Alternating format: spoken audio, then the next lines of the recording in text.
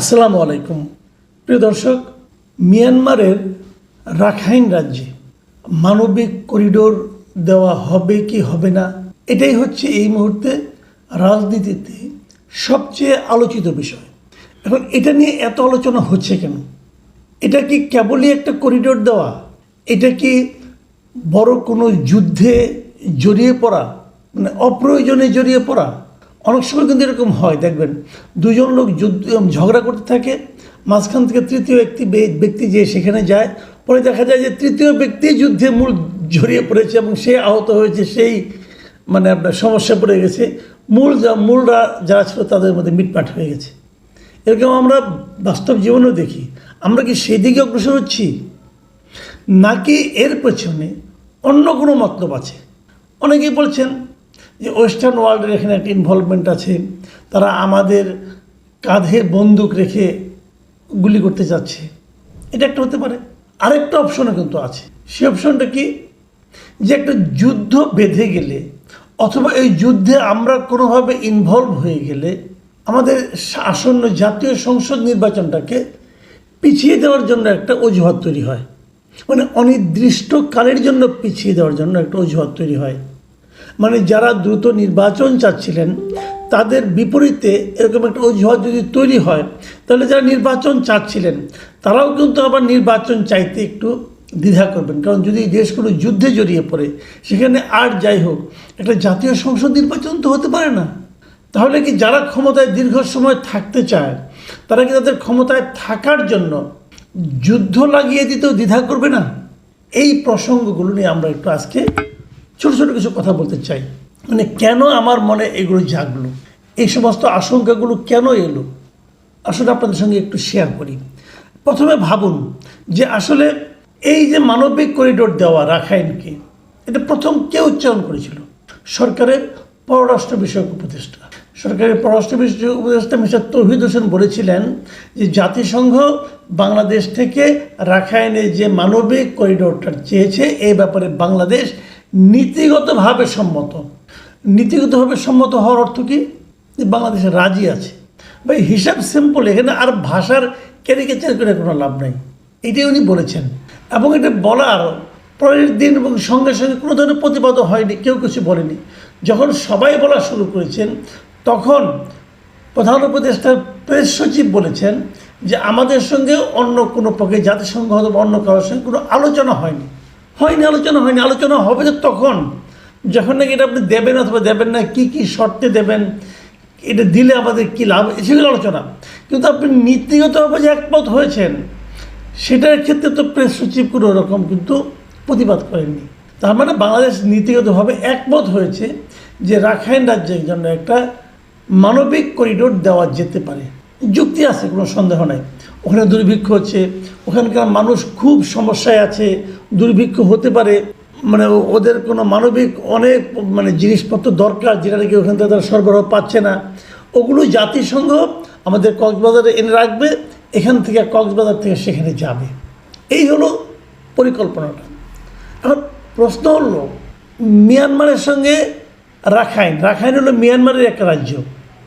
সেই রাজ্যটা এখন মিয়ানমারে যে গভর্নমেন্ট আছে, বৈধ যে গভর্নমেন্ট আছে, জান্তা গভর্নমেন্ট, যাদের সঙ্গে আমাদের কূটনৈতিক সম্পর্ক আছে, সেই মিয়ানমার গভর্নমেন্টের দখলে কিন্তু রাখাইন অঞ্চলটা নাই।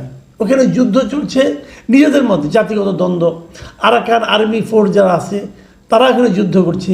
সেই আরাকান আর্মিরা ওখানে মিয়ানমারকে দখল করে রেখেছে, কিন্তু জায়গাটাকে রাখাইনটাকে দখল করে রেখেছে। এখন রাখাইনে যে সংকট থাকে, সেই সংকট মেটানোর দায়িত্ব কার? এক নম্বর মিয়ানমার গভর্নমেন্টের, দুই নম্বর আরাকান আর্মির, তৃতীয়ত জাতিসংঘের। এখন যদি জাতিসংঘ সেখানে খাবার পাঠাতে চায়, তারা মানুষ অবশ্যই পাঠাতে হবে। যদি পাঠাতে চায় তাহলে তার পাঠানোর উপায় কি? একমাত্র বাংলাদেশ, যেখানে বাংলাদেশ নিজে একটা ঝামেলা। জাতিসংঘ কিন্তু বাংলাদেশকে একটা ভয় দেখিয়েছে। ভয়টা কি দেখিয়েছে? যে যদি রাখাইনে দুর্ভিক্ষ লেগে যায়, তাহলে তারা নাকি আবার বাংলাদেশে ঢোকা শুরু করবে। ইচ্ছা করলে কি একটা দেশে আরেক দেশের লোক ঢুকে পড়তে পারে? আমরা কেন ঢুকতে দিয়েছিলাম এর আগে, সেটা নিয়ে অনেক আলোচনা হয়েছে। সে আলোচনা আমরা নতুন করে করতে চাই না। কিন্তু সেই ঢুকতে দেওয়াটা যে আমাদের জন্য একটা বড় ভুল ছিল, সেটা বুঝতে নিশ্চয়ই এখন আর নতুন করে চিন্তা ভাবনা করতে হয় না। এক রোহিঙ্গাদের কারণে আমাদের কক্সবাজার, চট্টগ্রাম, পার্বত্য অঞ্চলগুলিতে মানুষের নিরাপত্তা বিঘ্নিত হচ্ছে, মানুষের সাংস্কৃতিক জীবনযাপন ধ্বংস হয়ে যাচ্ছে, আবার ঢোকানোর ভয় দেখানো হচ্ছে, অথবা ওখানে আমাদের মানবিক সাহায্য দেওয়ার কথা বলা হচ্ছে। মিয়ানমারের দিক থেকে যদি অভিযোগ ওঠে যে মানবিক সাহায্যের নামে আমরা ওখানে ওই করিডোর দিয়ে অস্ত্র পাঠাচ্ছি আরাকান আর্মিকে, সেই প্রশ্নের জবাব আপনি কীভাবে দেবেন? অলরেডি এই প্রশ্ন আসতে শুরু করেছে এবং মিয়ানমারের দিক থেকে প্রতিবাদ জানানো হয়েছে অফিসিয়ালি। তার মানে জাতিসংঘ যদি মানবিক সাহায্য পাঠাতে চায় তাহলে সেটা তারা আকাশ পথে পাঠাতে পারে, নৌ পথে পাঠাতে পারে, ভারত থেকে পাঠাতে পারে, থাইল্যান্ড থেকে পাঠাতে পারে। ওয়াই বাংলাদেশ? এটা নিয়ে কিন্তু অনেক কথা বলা হয়েছিল, এর আগে আমিও বলেছিলাম। এর মধ্যে দেখুন আপনারা সেন্ট মার্টিন দ্বীপ, সেটা নিয়েও নানা কথা বলা হয়েছিল। আপনারা মনে করতে পারবেন আমরা আগে যাকে স্বৈরাচারী বলতাম সেই শেখ হাসিনাও কিন্তু এ সমস্ত বিষয় নিয়ে কিছু ইঙ্গিতপূর্ণ কথা বলেছিলেন ওই সময়। তাহলে ওনার সেই ইঙ্গিতপূর্ণ কথাগুলি কি বাস্তবায়িত হতে যাচ্ছে? এই সমস্ত প্রশ্ন কিন্তু আমরা করব। শেখ হাসিনা মন্দ লোক ছিলেন, কোনো সন্দেহ নাই। ইউনূস সাহেব খুব ভালো লোক, তাও মানলাম। কিন্তু ভালো লোকের কি কাজ? একটা মানুষ ভালো কি বন্ধু আমরা বুঝবো কীভাবে? আমি বুঝবো সেভাবেই যে তাদের কর্মটা দিয়ে। উনি যদি আমাদের সার্বভৌমত্বের উপর হাত দিয়ে ফেলেন অথবা এমন কিছু করেন যাতে নাকি আমাদের সার্বভৌমত্ব হুমকির মুখে পড়ে, ঝুঁকির মুখে পড়ে, তখন তাকে আমরা ভালো লোক বলবো? বলা ঠিক হবে? দেখুন পলিটিক্যাল পার্টিগুলো এভাবে কীভাবে রিয়েক্ট করছে। আমি কয়েকজন পলিটিক্যাল লিডার এবং পার্টির বক্তব্য আপনাদেরকে পড়ে শোনাই। দেখুন আমির খসরু মাহমুদ, বিএনপির নেতা, উনি কী বলেছেন? করিডোর নিয়ে যা বলছে তার প্রতিটি কথার জবাব দিতে হবে।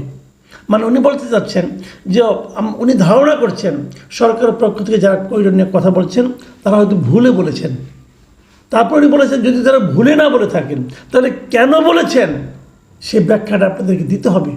ব্যাখ্যা কি পররাষ্ট্র বিষয়ক উপদেষ্টা দেবেন? দেখুন মাহমুদুর রহমান মান্না কি বলেছেন? উনি বলেছেন যে আমরা বৃহৎ শক্তির কোনো দ্বৈরথে পড়তে চাই না, এবং উনি বলেছেন অন্তর্বর্তী সরকারকে উপলক্ষ করে যে আপনারা ছোটোখাটো বিষয়ে রাজনৈতিক দলগুলোর সঙ্গে আলোচনা করতে পারেন, কিন্তু এত বড় এই মানবিক করিডোরের মতো এত বড় একটা বিষয় সেটা নিয়ে আপনি পরামর্শ করার কোনো দরকার মনে হয় নাই। দেখেন যে সমস্ত জায়গায় রাজনৈতিক সরকার আছে, পলিটিক্যাল গভর্নমেন্ট আছে, তারাও কিন্তু যুদ্ধ বা এই ধরনের বড় কোনো সিদ্ধান্ত নেওয়ার সময় বিরোধী দলের লোকের সঙ্গেও কথা বলেন। মানে তারা একটা সর্বদলীয় সিদ্ধান্ত উপনীত হতে চান। আর এই সরকার যারা কোনো জনগণের ভোটের মাধ্যমে আসেনি তারা এখন করিডোর দিয়ে দিবে একা একা সিদ্ধান্ত নিয়ে। এদের কি মাথা খারাপ নাকি পাগল?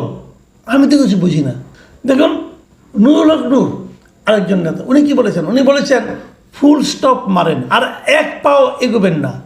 আপনাদের প্রতি আমাদের সমর্থন আছে, ভালোবাসা আছে, তার মানে এটা নয় যা ইচ্ছা তাই করবেন আর আমরা তা মেনে নেব। তারেক রহমান কী বলেছেন সেটাও শুনুন। তিনি বলেছেন যে করিডোর দেওয়া না দেওয়ার বিষয়ে সিদ্ধান্ত জনগণের কাছ থেকে আসতে হবে। সহজ কথা, এ ধরনের সিদ্ধান্ত একমাত্র জনগণের প্রত্যক্ষ ভোটে নির্বাচিত সংসদের মাধ্যমেই নেওয়া যায়। সংসদে কিন্তু সরকারি দল থেকে বিরোধী দল থেকে সবাই মিলে সিদ্ধান্ত নিতে হবে। একই রকম কথা বলেছেন মির্জা ফখরুল ইসলাম আলমগীর। তিনি বলেছেন রাজনৈতিক দলগুলোকে অবহেলা করে কোনো চুক্তি করবেন না। তো এইগুলো থেকে কিন্তু নানা ধরনের প্রশ্ন আসে। যে কথা আগে বলেছিলাম যে আমরা কি কোনো যুদ্ধে জড়িয়ে পড়ছি, এই কথাটা কেন মনে আসলো সেটা বলি আপনাকে। আরেকটা ইস্যু এখানে আছে, সেই ইস্যুটা হলো যে আমাদের একজন সাবেক জেনারেল, আর্মি সাবেক জেনারেল আলম ও ফজলুর রহমান, উনি একসময় বিডিআরের মহাপরিচালক ছিলেন। উনি হঠাৎ করে ফেসবুকে একটা কথা বলে বসেছেন যে যদি ভারত পাকিস্তানের যুদ্ধ লেগে যায় তাহলে আমাদের উচিত হবে ভারতের 7 সিস্টার্সকে দখল করে নেওয়া। মানে এরকম উদ্ভট বক্তব্য সোশ্যাল মিডিয়ায় একজন জেনারেল কি করে দেন আমি বুঝে পাই না। উনি কি ভারতের সঙ্গে যুদ্ধ ইনভাইট করছেন? উনি কি নিজের সিদ্ধান্তে কথাটা বলছেন নাকি ওনার পেছনে আর কেউ আছে? এটা বলার মাধ্যমে কি দেশের স্থিতিশীলতা দৃঢ় হবে নাকি নষ্ট হবে? আমি ধন্যবাদ জানাবো যে প্রধান উপদেষ্টা তিনি প্রেস সচিব আছেন, উনি মাত্রই আজকে দেখলাম যে উনি একটা বিবৃতি দিয়ে বলেছেন এটার সঙ্গে সরকারের কোনো সম্পৃক্ততা নাই এই কথার সঙ্গে, এবং সরকারের সঙ্গে একমত নয়। এটা যে যিনি বলেছেন ওনার পার্সোনাল ব্যাপার, মানলাম আমি। তো এরকম যদি কেউ যদি এমন কোনো পার্সোনালি এমন কোনো কমেন্ট করে যার মাধ্যমে দেশের সার্বভৌমত্ব নষ্ট হওয়ার ঝুঁকি থাকে, তাকে কি ধরনের কমেন্ট করতে দেওয়া উচিত? এটা নিয়েও তো আলোচনা হওয়া উচিত আমি মনে করি। আচ্ছা ঠিক আছে, ওদিকে ভারতের সঙ্গে যুদ্ধ আপনি করবেন, আপনি বিরাট বীর করেন ভাই, আমার কোনো সমস্যা নেই। আবার আমি দেখলাম যে আমাদের প্রধান উপদেষ্টা বিমান বাহিনীর এক অনুষ্ঠানে যেয়ে বললেন যে আমাদের প্রস্তুতি রাখতে হবে সবসময়, যে কোনো সময় যুদ্ধ বেজে যেতে পারে। এই কথা উনি কেন বললেন? তার প্রস্তুতি মানে কি? অস্ত্র কেনা? তাহলে উনি কি আরও অস্ত্র কেনার জন্য একটা পদক্ষেপ নিতে যাচ্ছেন? অস্ত্র কেনার সঙ্গে কিন্তু কয়েকটা জিনিস নির্ভর করে। এক হলো কেনাকাটা মানেই কিছু দুর্নীতির সুযোগ, এটা একটা বিষয় আছে। আবার দ্বিতীয় একটা বিষয় হলো যে উন্নত ইউরোপীয় অথবা উন্নত অথবা আমেরিকান কোনো দেশকে খুশি করার জন্য কিন্তু অনেক সময় অস্ত্র কেনা হয়। এগুলো বড় বড় ক্রয় তাদেরকে খুশি করে। আমেরিকা কিন্তু সারা দুনিয়া, তার কাজই হলো সারা দুনিয়াতে যুদ্ধ লাগিয়ে রাখা। কেন? যুদ্ধ লাগিয়ে রাখলেই তার অস্ত্র বিক্রি হয়। এখন এই ধরনের কোনো প্রক্রিয়া কি চলছে এখন? নাকি যে কথাটা শুরুতে বলেছিলাম যে যুদ্ধ যদি একটা বেঁধে যায় কোনো রকম, তাহলে সরকার বলতে পারবে যে যুদ্ধকালীন অবস্থায় তো নির্বাচন হবে না, কাজে সব ঠিকঠাক হোক তারপর নির্বাচন হবে, মানে অনির্দিষ্টকালের জন্য নির্বাচনটা পিছিয়ে দেওয়া গেল। এর কোনো একটা যদি ঘটে আমাদের জন্য কি ভালো হবে?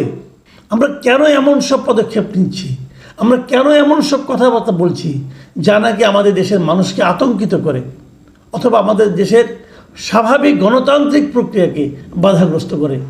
প্রিয় দর্শক, এসব প্রশ্ন এখন উঠতে শুরু করেছে। এসব প্রশ্নের জবাব যারা এই প্রশ্নগুলো উত্থাপিত হওয়ার জন্য মূলত দায়ী তাদেরকেই দিতে হবে। প্রিয় দর্শক, এখন এ পর্যন্তই। আল্লাহ হাফেজ।